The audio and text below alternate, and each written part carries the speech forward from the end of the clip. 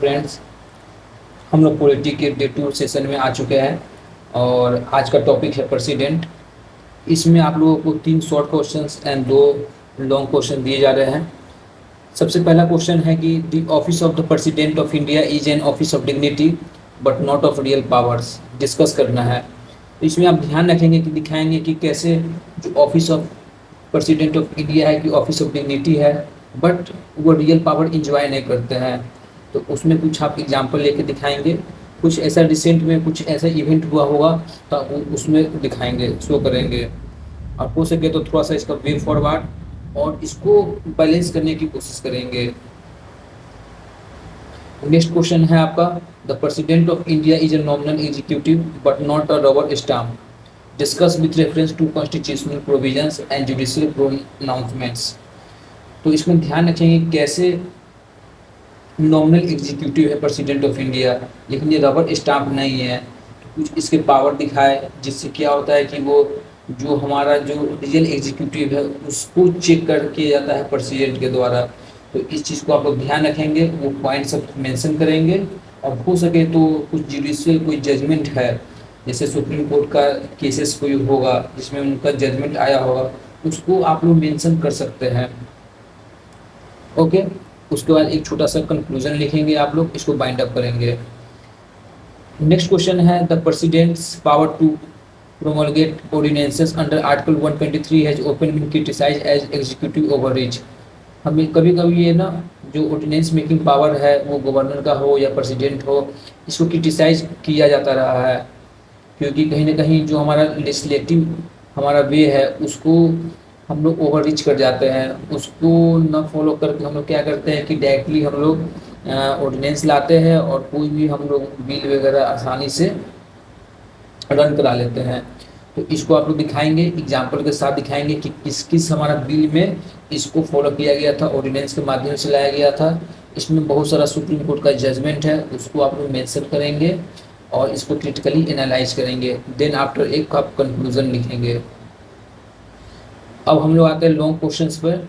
Long question पर ये बोला गया है कि गार्जियन ऑफ द कॉन्स्टिट्यूशन कैसा है प्रेसिडेंट ऑफ इंडिया। तो प्रेसिडेंट ऑफ इंडिया आप बताएंगे कि हाँ कि उनका पावर क्या है, कैसे वो वर्क करते हैं, कैसे वो संविधान को बचाने का कोशिश करते हैं, कैसे उसको सेव करते हैं वो। तो ये सब आप जो भी उनका फीचर्स है ये बताएंगे। और कैसे ये ब्रिटिश क्राउन जो हमारा किंग सिस्टम है या क्वीन सिस्टम है ब्रिटिश में, आखिर ये कैसे उससे डिफरेंट है। तो आप उसको पॉइंट रखेंगे, फिर आप लोग एक वे फॉरवर्ड लिखेंगे और फाइनली कंक्लूड करेंगे। नेक्स्ट क्वेश्चन है, the role of president is like. तो ये जो क्वेश्चन है आपका डायरेक्टली बीपीएससी में आया हुआ है। तो इसमें ये बोला गया था कि the president of India is like an old man in family who has all the authorities, however he cannot do anything effective. It means just he or she is just like an having the nominal power, not the real power. तो इसको आपको दिखाना है कि nominal power पर लेके जाना है कि उनके पास नॉमिनल पावर है।